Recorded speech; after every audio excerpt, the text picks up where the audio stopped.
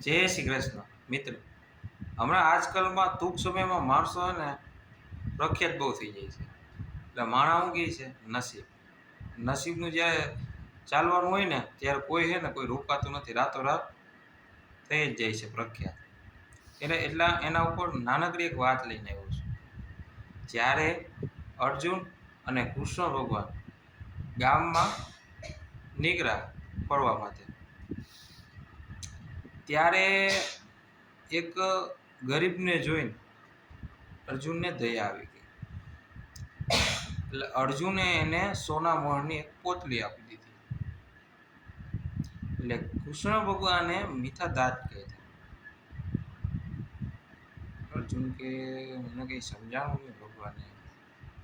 તો એ કંઈ વાંધો નહીં, સોના મોહરની પોતલી આપી દીધી ગરીબ એક માણસને.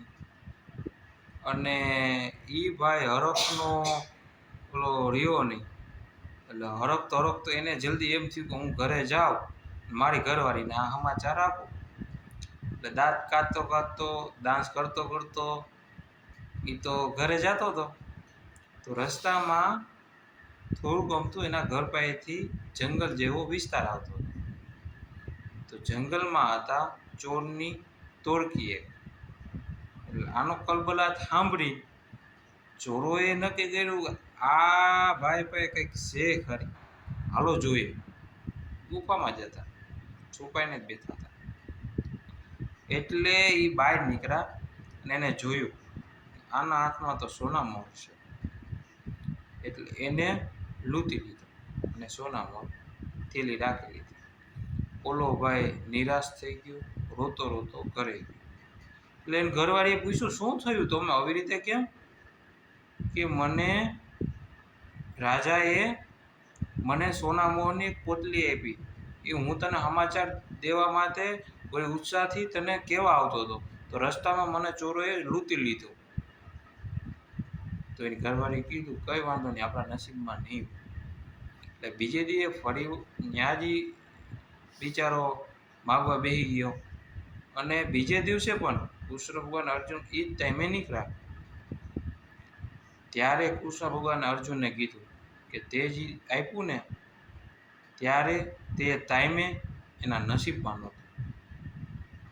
એટલે કૃષ્ણ ભગવાન કેવી રીતે આખું ચક્ર ફરે છે ને એના માટે એને એક સોના મોહર આપી.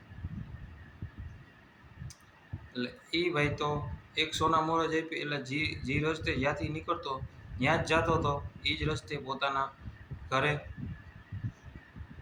રસ્તામાં એને હીરો દેખાય, હીરો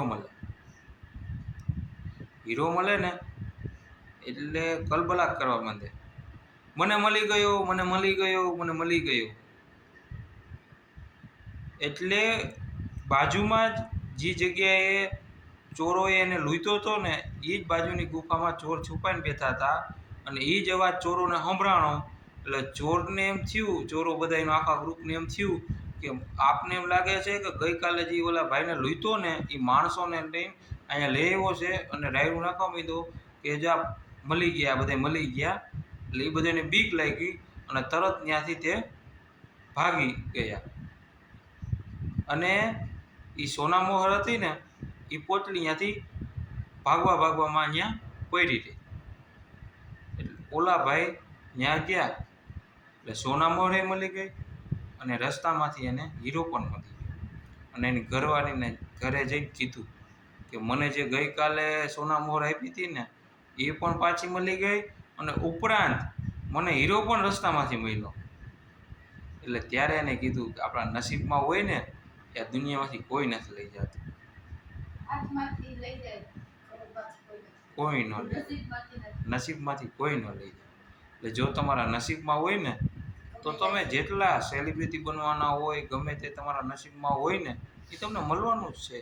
એ પૈસા હોય, એ મિલકત હોય, શોહરત હોય, જે પણ પ્રખ્યાત તમે જે થવાના હોય, બરાબર, જે પણ તમારી ઓળખાણ હોય, જે પણ તમારા જીવનમાં તમને મળવાનું હોય ને સુખ દુઃખ એ મળવાનું જ છે. Thank you.